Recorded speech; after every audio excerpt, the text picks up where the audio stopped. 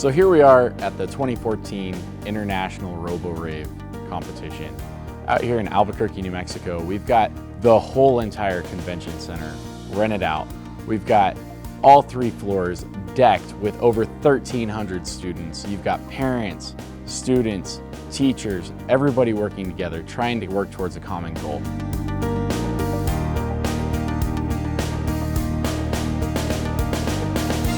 So this year I'm facilitating, I'm checking in people. It's a great time to just see the amount of people coming to RoboRAVE now. When I started out, it was only 25 people, and it's just exponentially grown.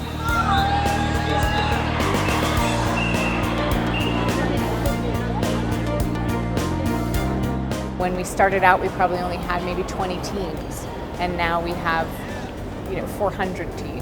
So we have 1,700 kids participating this year, and it continues to grow. So it's exciting in that respect. And then we keep trying to add different challenges to keep the kids interested in what's going on with the robotics. So instead of just the line following, we added firefighting. And then last year, as I mentioned, we added jousting for another competition that they can try. So it's, so they're trying to get their robot to do these really neat things.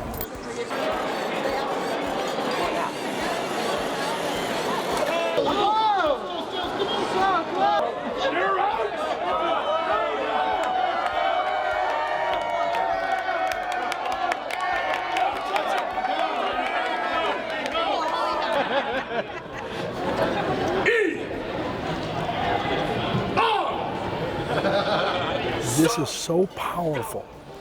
We have been using things like Science Fair and Science Olympiad and all these very traditional hooks to get kids into science and technology, engineering and math.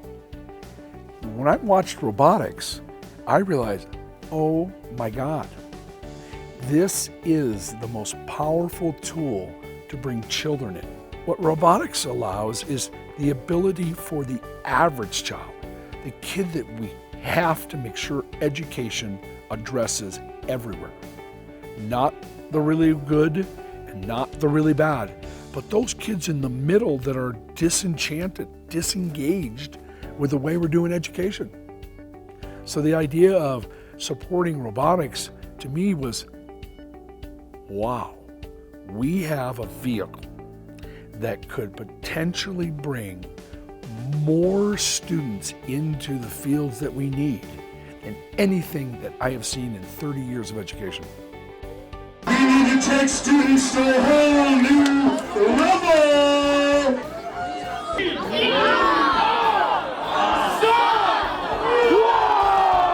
If I bring a kid to RoboRAVE, even the ones that are not interested or don't know if they want to compete or they're intimidated, if they see it once, they walk out of here and all they're thinking about, they will tell me, whoa, I think next year I'm going to do this and I'm going to do that. And I have had students that were not doers, they were passive learners, now being active learners. That's another thing that is very important. We have a lot of students that are passive, and this will do it. RoboRAVE, you are doing science.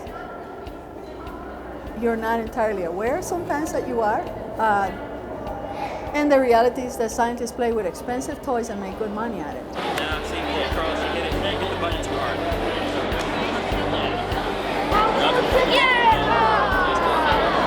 The kids kind of like learning on the fly how to fix and manage problems.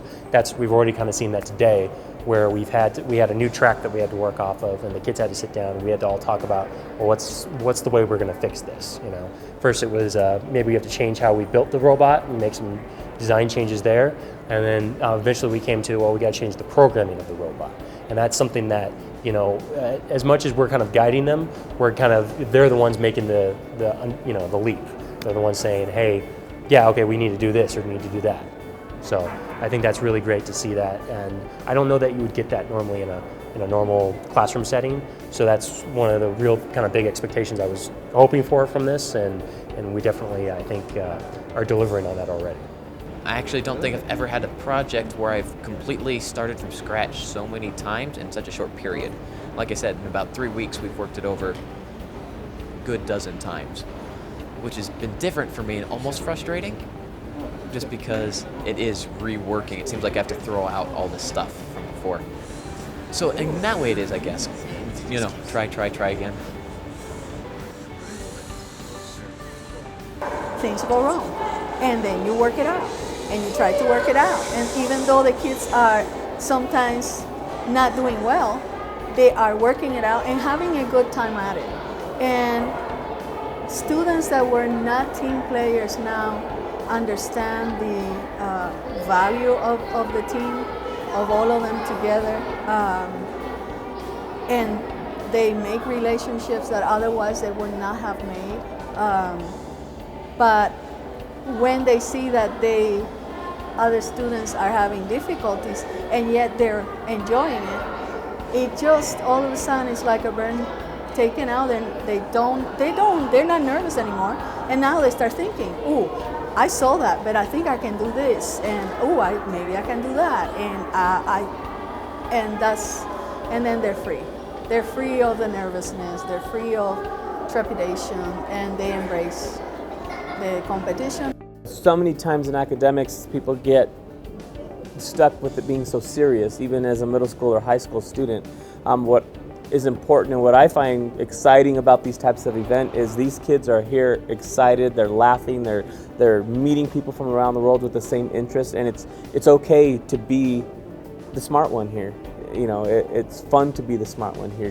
You get excited, you get recognized. These kids, they work so hard all year, and they program these robots and they build these robots, and being able to come and compete with, you know, their peers from different countries, and it's just an incredible place for them to come and gather and to meet other people and to learn other processes, and it's where the world comes to play, from little kids to big kids, and the excitement in all of their faces is the same, no matter what age they are.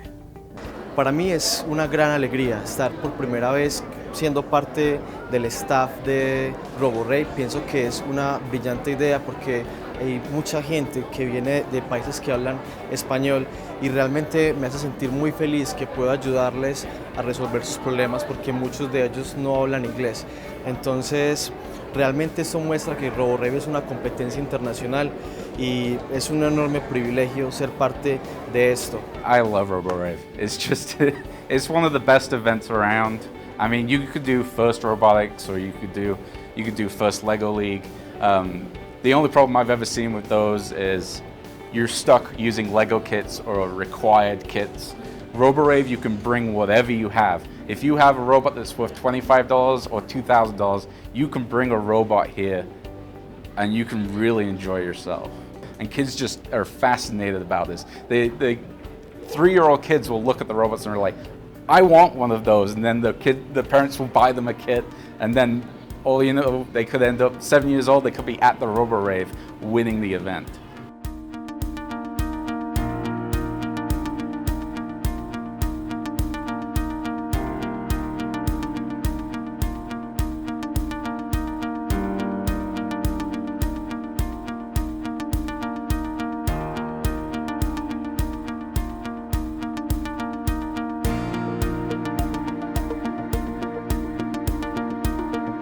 Overall, in a nutshell, I'd say RoboRAVE International is successful because it started by teachers. It's still focused on teachers to help them reach kids that they're having problems reaching through their normal or formal education. We're giving them hope.